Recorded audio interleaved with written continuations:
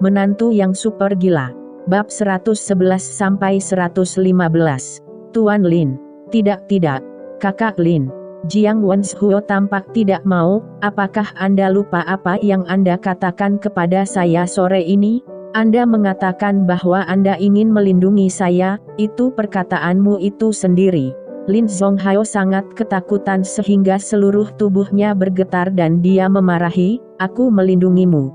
Pukul dia, jangan lepaskan dia hari ini. Penjaga keamanan yang bergegas semua tercengang, plotnya terlalu rumit sehingga mereka tidak bisa memahaminya.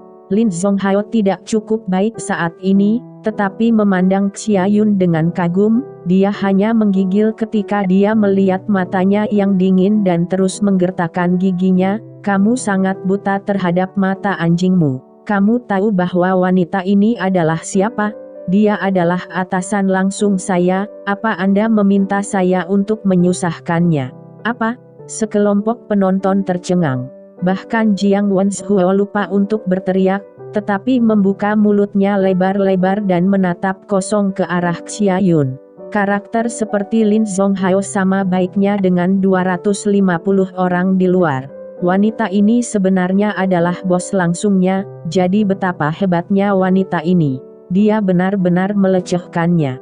Jiang Wenshou gemetar di seluruh tubuhnya. Sudah berakhir, kali ini benar-benar berakhir. Zhao Xi juga sedikit tercengang. Dia tidak menyangka bahwa kemampuan Ye Hao yang pemakan nasi bubur telah mencapai tingkat ini. Tidak apa-apa makan nasi bubur di tempat Zheng Manner. Saat ini dia benar-benar makan nasi bubur yang sangat enak. Ini raja nasi bubur, itu luar biasa. Adapun nasi bubur yang sulit dimakan, itu dia. Xia, kakak Xia, saya salah, saya benar-benar salah. Lin Zonghao mengabaikan Jiang Wenshou saat ini, tetapi di mata semua orang yang ketakutan dengannya, dia tunduk dan berlutut di depan Xia Yun. Semua anak nakal ini yang menipu saya, saudari Xia. Anda tahu betapa hormat saya kepada Anda pada hari kerja. Hari ini, saya benar-benar tidak memiliki mata. Maafkan saya. Lin Zonghao terus berbicara. Dia bersujud, dan darah mengalir kemana-mana. Kemarilah, jangan berlutut. Di tengah jalan, Lin Zonghao berteriak pada Jiang Wenshou seolah dia mengingat sesuatu. Jiang Wenshou menggigil dan merangkak, tidak berani menolak saat ini. Bahkan Lin Zonghao sangat takut pada wanita di depannya, jadi dia tidak bisa membayangkan identitas wanita ini sama sekali. Pada saat ini, dia bahkan tidak berani membenci, jadi dia hanya bisa terus bersujud, tetapi kebencian untuk Ye Hao di dalam hatinya telah berubah menjadi gunung dan laut. Mengapa? Menantu dari rumah ke rumah yang makan nasi bubur bisa mengenal wanita yang begitu kuat? Mengapa dia masih hidup susah, harus makan nasi bubur setiap saat? Pada saat ini, Jiang Wenshou diam-diam memutuskan bahwa dengan identitas dan statusnya sendiri, jika dia makan nasi bubur seperti Ye Hao, dia pasti akan bisa memakan prestasi dan masa depan yang cerah. Diperkirakan Ye Hao tidak dapat membayangkan bahwa dia tidak melakukan apa-apa dan hanya berdiri di sini, yang telah mempengaruhi nilai-nilai generasi kedua yang kaya. Saudari Xia, aku mohon, maafkan aku. Lin Zonghao terus bersujud tanpa niat untuk berhenti. Wajah Xia Yun berubah jelek, dan masalah ini bukanlah sesuatu yang bisa dia putuskan sendiri. Tapi melihat ke belakang dan melihat Ye Hao masih berdiri di sini dengan ekspresi acuh tak acuh, ekspresi Xia Yun berubah dan setelah beberapa saat, dia berkata dengan dingin, apa yang baru saja kamu minta ke teman sekelasku lakukan? Dia tahu bahwa Ye Hao suka menyimpan low profile dan dia tidak berani menunjukkan identitas Ye Hao saat ini. Lin Zonghao juga tahu betul. Pada saat ini, dia meraih kepala Jiang Wenshou dengan keras dan berteriak, Jiang yang bermarga, cepat dan akui kesalahanmu, cepatlah. Pada saat ini, dia benar-benar takut Jiang Wenshue tidak akan melakukannya atau tidak bisa bekerja sama, maka semua benar-benar akan tamat. Kamu, Ye Hao, aku salah. Jiang Wenshue menggertakkan giginya, suaranya sangat kecil saat ini dan dia tidak bisa mendengarnya jika dia tidak mendengarkan dengan seksama. Sejak pertama kali dia mengenal Ye Hao, dia tahu bahwa ini adalah menantu dari rumah ke rumah, pria yang tidak berguna dan orang yang paling dia pandang rendah. Tetapi dia tidak pernah membayangkan bahwa suatu hari dia akan meminta maaf kepada orang yang tidak berguna dan akan melakukan ini di depan banyak orang. Ye Hao tanpa ekspresi dan berkata dengan ringan, "Tuan Jiang, tidakkah Anda ingin saya berlutut? Apakah Anda akan menghilangkan saya?" Menyuruh tuan ini berlutut, Jiang Wenshue ini akan mati sendiri tetapi dia masih menyeretku ke masalah ini. Aku salah. Aku benar-benar tahu aku salah.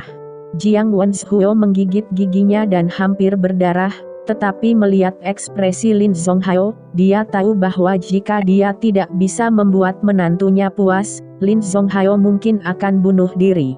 Pada saat ini, dia tetap berlutut. Dia menanggung penghinaan dan berkata, "Saya salah, saya benar-benar tahu saya salah. Saya mohon Anda melihat bahwa Manner dan saya adalah teman sekelas, biarkan saya pergi." "Siapa yang kamu bicarakan sebagai teman sekelas kuliah?" Ye Hao menggaruk telinganya dan menatap Jiang Wenshue yang berlutut di depannya. "Kakak ipar dan ipar perempuan." Jiang Wenshue mengertakkan gigi. "Bagus." Ye Hao berjongkok, mengulurkan tangan dan menepuk wajah Jiang Wenshue. "Sekarang kamu mengerti, walau aku makan nasi bubur. Sedangkan kamu bisa makan enak di masa depan tetapi kamu berlutut di depan aku yang tidak berguna ini kan? Bukankah itu lebih tidak berguna?" Setelah berbicara, Ye Hao tidak repot-repot memperhatikan Jiang Wenshue, berbalik dan pergi karena dia akan membeli ponsel. Bagaimana dia bisa membuang waktu di sini?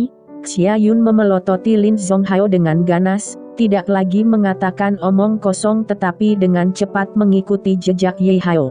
"Bawa bocah kecil ini pergi, patahkan kakinya dan tinggalkan di pintu rumah sakit." Lin Zonghao terhuyung-huyung berdiri dan meraung. "Tidak, tidak!" Jiang Wenshue berteriak. "Adapun Zhaoxi pada saat ini, saya tidak tahu kemana harus pergi dan di mana saya masih akan peduli padanya." Sesaat kemudian, di gerbang rumah sakit, seorang dengan kaki patah terlempar dari van. Jiang Wenshue mengangkat tangannya ke langit dengan ekspresi muram di wajahnya. "Ye Hao, jangan berpikir bahwa kamu adalah satu-satunya makan nasi bubur. Lao Tzu juga akan. Lao Tzu ingin makan nasi bubur paling lembut, dan kemudian ingin kamu mati daripada hidup." Setelah dimarahi, Jiang Wenshue tidak peduli tentang cedera kakinya sama sekali, tetapi mengeluarkan telepon, lalu memutar nomor telepon. "Bibi Yi, saya sudah membuat keputusannya. Oke, kalau begitu saya akan mengirim seseorang untuk menjemput Anda dalam beberapa hari." Di sisi lain telepon, salah satu dari mereka terdengar suara seorang wanita 5 atau 60-an tahun berbicara. "Oke, terima kasih Tante." "Kamu masih memanggil Tante?" "Tidak, tidak, sayang. Tolong kamu kirimkan beberapa orang lagi, aku akan membersihkan sepotong sampah yang tidak bisa diselesaikan denganku." Mata Jiang Wenshue berkedut, tapi dia harus berbicara tanpa malu-malu. "Oke, karena kamu menginginkannya, maka aku ingin melihat siapa yang berani menggertak keluargaku." Setelah menutup telepon, Jiang Wenshue memiliki ekspresi muram di wajahnya. "Ye Hao, saya kehilangan satu kaki, saya akan membuat Anda kehilangan dua. Saya ingin Anda berlutut di depan saya dan memanggil saya ayah." Pedestrian Street, di toko ponsel. Ye Hao dengan santai melihat beberapa ponsel baru, tetapi tidak dapat memilih yang cocok untuk sementara waktu. Xia Yun mengikuti di belakangnya dengan ekspresi ketakutan. Bagaimanapun, dia adalah wanita cantik, berjalan di belakang Ye Hao pada saat ini secara langsung menarik perhatian seluruh tempat. CEO, saya tidak mampu mendisiplinkan mereka. Di masa depan, saya pasti akan mengurus orang-orang berikutnya. Xia Yun melihat Ye Hao bermain dengan ponselnya dengan serius, jadi dia hanya bisa berbicara dari belakangnya. Benarkah? Ye Hao berkata dengan ringan, ini bukan pertama kalinya. Xia Yun sangat cemas hingga dia hampir menangis, dan berkata, CEO, tolong maafkan saya kali ini. Saya setia kepada Anda, jadi mohon beri saya kesempatan. Ye Hao berkata dengan ringan, aku sebenarnya tidak menyalahkanmu, kamu telah bekerja keras di keluarga Yi selama bertahun-tahun dan meletakkan fondasi ini untukku. Tidak mudah, tetapi orang-orang di bawah, apakah kamu juga memanjakan? CEO, saya berjanji tidak akan ada waktu berikutnya, kata Xia Yun lembut. Urus semua ini, sebentar lagi kita tidak akan punya waktu untuk mengurus hal-hal kecil ini. Ye Hao tersenyum dan mengganti topik pembicaraan, apakah ada ponsel yang kamu suka, aku akan membelikannya untukmu? Melihat bahwa Ye Hao tidak lagi marah, Xia Yun tertawa terbahak-bahak dan berkata, CEO, jika Anda mempersilakan, saya akan membeli yang paling mahal.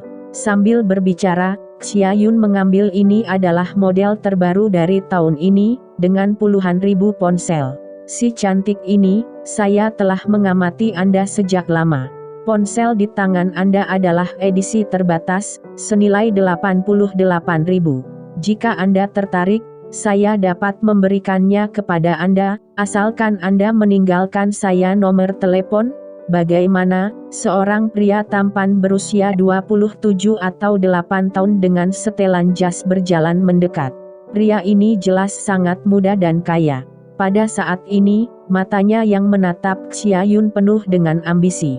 Jelas, puluhan ribu dolar adalah hal kecil baginya, selama dia bisa mengenal wanita cantik. Namun, Xia Yun sama sekali tidak mendengar apa yang dia katakan, namun Xia Yun hanya milik CEO sendiri di matanya. Telepon berputar-putar di tangannya dan tidak bisa meletakkannya. Ye Hao mengangguk ketika dia melihat adegan ini, dan berkata, karena kamu menyukainya, biarkan aku memberikannya kepadamu. Terima kasih Yi, saudaraku. Xia Yun mengucapkan dua kata terakhir dengan sangat ringan dan dia tersipu setelah mengatakannya. Di matanya, hanya pria seperti Ye Hao yang dapat bekerja keras dan memiliki profil rendah adalah pria sejati. Ini tas jerami, tidak berguna sama sekali. Kamu memanggilku apa? Ye Hao membeku sejenak. Tuan Yi, jika tidak cocok, saya tidak akan menyebutnya seperti itu di masa depan, kata Xia Yun sedikit malu-malu. Ye Hao tersenyum dan berkata, tidak apa-apa, Anda dapat menyebutnya apapun yang Anda inginkan dalam situasi pribadi, itu tidak terlalu khusus. Saat berbicara, Ye Hao menyapa petugas toko dan berkata, halo, bolehkah saya bertanya apakah telepon ini tidak ada yang baru, ambilkan aku dua. Seorang petugas berjalan dengan cepat, melihat Ye Hao dari atas ke bawah, dan kemudian sedikit ragu, Tuan, ponsel kami adalah edisi terbatas dan harganya 88.000, bukan 880 yuan. Apa kamu yakin menginginkannya?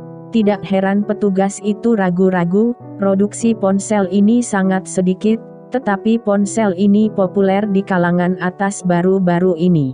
Bukan hanya 80.000 yuan, sayangnya menghabiskan begitu banyak uang untuk membeli sebuah ponsel. Dan Ye Hao mengenakan barang-barang kios jalanan saat ini, tidak peduli seberapa miskin dia terlihat, dia tidak terlihat seperti dia bisa memberikan ratusan ribu. Ye Hao terdiam, sepertinya dia perlu membeli satu set pakaian yang lebih baik. Xia Yun juga tertawa terbahak-bahak, tampaknya jarang melihat Ye Hao memelas.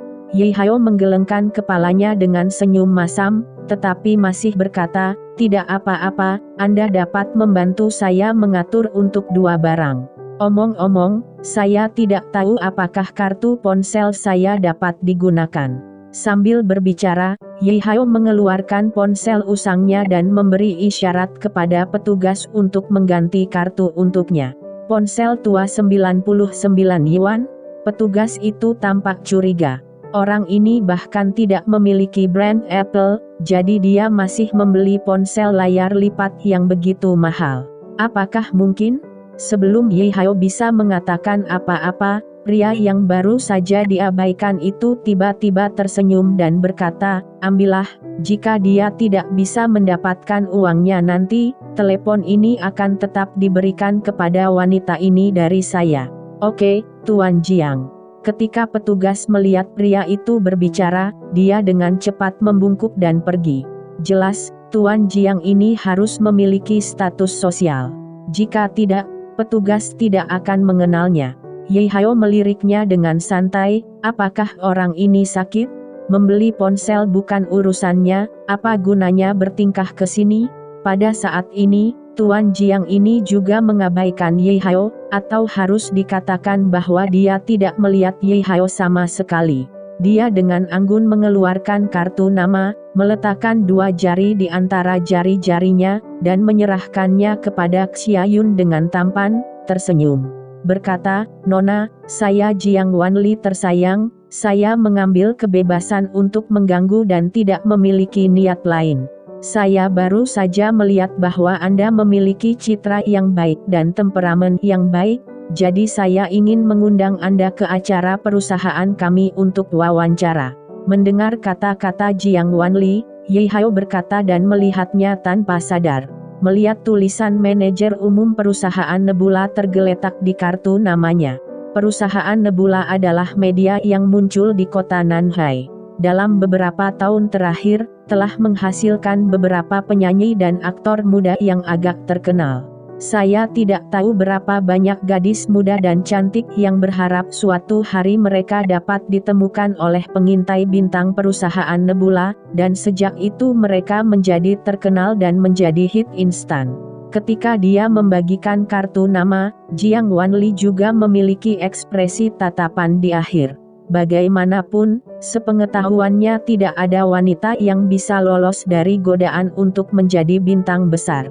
Dia mencoba trik ini dan tidak pernah gagal. Benar saja, mulut cerik Xia Yun terbuka sedikit dan akhirnya mengangkat kepalanya dan melirik Jiang Wanli, lalu berkata, "Apakah Anda manajer umum perusahaan Nebula?" "Benar," Jiang Wanli tersenyum, "biasanya saya tidak bisa melakukan hal semacam ini, tetapi saya pikir Anda memiliki potensi besar untuk berkembang, Nona. Jika Anda tertarik, kita dapat menemukan tempat untuk minum dan mengobrol dengan baik." "Ya Tuhan, saya mengenalinya. Dia adalah Jiang Wanli, manajer umum Nebula adalah agen terkenal.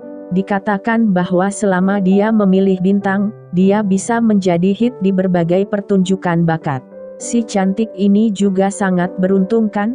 Jika kamu bertemu dengannya, kamu pasti bisa mengubah takdirmu. Tapi estetika kecantikan ini terlalu buruk kan? Siapa lelaki malang di sebelahnya itu? Sayang sekali memegang mesin tua dari beberapa tahun yang lalu, banyak orang di toko ponsel telah memperhatikan adegan ini, dan ketika mereka mengenali identitas Jiang Wanli, banyak orang kesal. Mendengar seseorang berbicara tentang dia, Jiang Wanli bahkan memiliki ekspresi puas di wajahnya. Di matanya, wanita dengan wajah cantik dan tubuh panas di depannya ditakdirkan untuk menyerah di bawah celananya.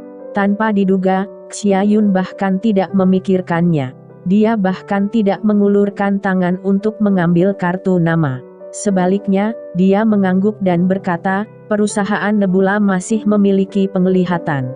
Setelah mengatakan ini, dia melanjutkan bermain dengan telepon di tangannya, dan berbicara beberapa fungsi baru ditunjukkan kepada Ye Hao. Perusahaan Nebula bagi orang biasa, memang perusahaan besar, dan Jiang Wanli juga seorang pria yang dapat mengubah nasib gadis-gadis biasa.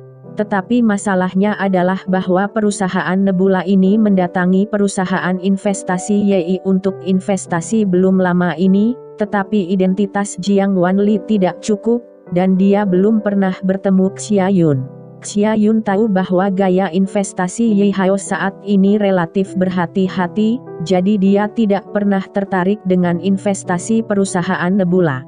Apa yang dia katakan barusan tidak memiliki arti lain. Berpikir untuk pergi ke Nebula untuk pengembangan? Apa yang kamu bercanda? Apa identitas Xiayun? Bagaimana dia bisa tertarik dengan ini? Jiang Wanli tertegun sejenak. Apakah ini akhirnya? Apa itu Nebula Corporation atau sedikit penglihatan? Bukankah seharusnya Anda mengambil kartu nama dan mengundang diri Anda ke suatu tempat untuk minum, dan kemudian semuanya akan beres? Di dunia orang dewasa, pertukaran sangat sederhana dan mudah. Tapi apa arti keindahan ini? Melihat ke bawah pada diri sendiri? Atau karena pria malang dan masam di sampingnya ini? Pada saat ini, mata Jiang Wanli akhirnya tertuju pada Ye Hao dengan serius, dan saat berikutnya dia tersenyum sedikit. Nona, apakah karena pria di samping Anda ini, jadi Anda tidak berani menyetujui undangan saya? Anda ingin diperjelas? Ini adalah masa depanmu, mungkin hanya kesempatan seperti ini seumur hidup Anda melewatkannya, tapi tidak ada penyesalan. Xiayun menunjukkan kepada Ye Hao fungsi telepon ini, ketika Jiang Wanli yang berada di sampingnya mulai mengobrol lagi. Xiayun sekarang benar-benar kesal, dia tidak bisa menahan diri untuk tidak mengangkat kepala dan memelototi Jiang Wanli, dan berkata, bisakah kamu tidak menyebalkan seperti lalat? Apakah kamu benar berpikir bahwa jika kamu memiliki kartu nama itu dari manajer umum perusahaan Nebula, Anda dapat dengan santai memulai percakapan? Biarkan saya memberitahu Anda dengan jelas, saya tidak tertarik dengan perusahaan Nebula atau menjadi bintang besar. Bisakah Anda berhenti melecehkan kami? Wow, wanita cantik ini memiliki temperamen yang begitu panas. Ini pertama kalinya aku melihat Jiang Wanli ditolak oleh seorang gadis. Ini benar-benar matahari terbit dari barat. Banyak orang di ponsel toko tampak terkejut, pemandangan ini terlalu langka. Wajah Jiang Wanli juga sangat jelek. Ini adalah pertama kalinya dia mengalami pertemuan seperti itu. Pada saat ini, dia mendengus dan berkata dengan dingin, Nona, Anda tidak berpikir bahwa bocah malang di sebelah Anda benar-benar dapat membelikan Anda ponsel? Ini 88, bukan 88 yuan. Saya dengan hormat ingin memberi Anda ponsel, tapi tidak tahu harus berbuat apa. Kamu, Xiayun tidak tahu harus berkata apa-apa, orang ini sangat menyebalkan. Oke, kita akan membeli ponsel ini, bisakah kamu keluar dari sini? Ye Hao awalnya tersenyum, tetapi sekarang dia juga kesal. Kuncinya adalah keberadaan pria ini membuat pihak mereka menjadi fokus kerumunan lagi. Ye Hao sangat tidak nyaman dengan keadaan seperti itu. Membeli ponsel? Hanya kamu? Jiang Wanli tampak menghina, aku benar-benar tidak akan pergi hari ini. Begini saja, jika kamu bisa menghabiskan uang untuk membeli 2 ponsel ini, berbalik dan pergi tanpa berkata apa-apa. Jika kamu tidak bisa menunjukkannya, bisakah kamu berhenti berpura-pura berada di sekitar wanita cantik? Ye Hao berkata tanpa basa-basi, kamu sakit bukan? Bukan urusanmu apakah aku mampu membeli ponsel atau bukan? Saya tidak ada hubungannya. Jiang Wanli dengan masuk akal berkata, beberapa orang yang tidak mampu membeli ponsel dan mereka masih bermain dengan ponsel di toko ponsel setiap hari. Mereka takut diusir oleh petugas, saya paling membenci sampah sosial semacam ini. Tanda petik. Ya, ada orang seperti ini. Orang seperti ini terlalu menyebalkan, itu membuang-buang sumber daya publik. Anak itu terlalu tidak tahu apa-apa. Benar kan? Untuk berpura-pura baik di depan wanita cantik, kamu harus membeli ponsel seharga puluhan ribu dolar, mari kita tunggu dan lihat bagaimana dia menyelesaikannya. Kalau tidak beli, silahkan pergi, kita semua harus melihatnya. Benar, karena mereka berdua, kita tidak bisa membeli ponsel. Ada banyak suara sekitar, 88.000 ponsel ini adalah model terpanas tahun ini, dan toko ini juga memiliki prototipe di kota Kuananhai, dan di antara kerumunan ini, banyak yang akan saya datangi untuk bermain dengan ponsel baru. mengambil foto dan mempostingnya di medsos, tapi sekarang diambil alih oleh Ye Hao dan Xia Yun, jadi tentu saja beberapa orang kesal. Ye Hao memandang Jiang Wanli dan berkata dengan dingin, "Maksudmu, aku hanya melihatnya dan tidak membelinya?" Pada saat ini, petugas sudah datang dengan 2 kotak kemasan. Mendengar percakapan antara keduanya, wajahnya juga agak jelek. Lagi pula, dia membuang banyak energi untuk mentransfer kedua ponsel ini. Jika dia tidak bisa menjualnya pada akhirnya, saya takut dia akan dimarahi oleh bosnya. Dia mengangguk dengan Jiang Wanli terlebih dahulu dan kemudian menatap Ye Hao dengan sedikit keraguan. "Tuan, saya tidak tahu apakah Anda menginginkan ponsel ini? Jika Anda menginginkannya, saya khawatir Anda harus membayar terlebih dulu." "Bayar dulu?" Ye Hao tertawa sedikit marah. "Membayar sebelum mencoba semua ponsel dulu?" Petugas itu berkata dengan sopan, "Mohon dipahami, ponsel kami edisi terbatas dan mereka juga dibeli oleh pelanggan besar, dan tidak ada yang mencobanya. Ya, tetapi kami menjamin bahwa jika ada masalah kualitas, kami akan mengembalikannya di sini." Ye Hao menunjuk ke Jiang Wanli dan berkata, "Jika dia membelinya, Anda dapat membiarkan dia mencobanya?" "Saya tidak bisa melakukannya." Petugas itu ragu-ragu sejenak sebelum meminta maaf, "Pak, itu benar. Tetapi harap dipahami bahwa jika ponsel dibongkar dan akhirnya tidak dapat dijual, saya petugas kecil, tidak mampu membelinya dan harus bertanggung jawab." Mendengar petugas itu bersikap sangat sopan, Ye Hao mengerti. Melihat Xia Yun memegang teleponnya dan menyukainya, dia mengeluarkan kartu emas hitamnya dan meletakkannya di atas meja, gesek kartunya. Bersambung.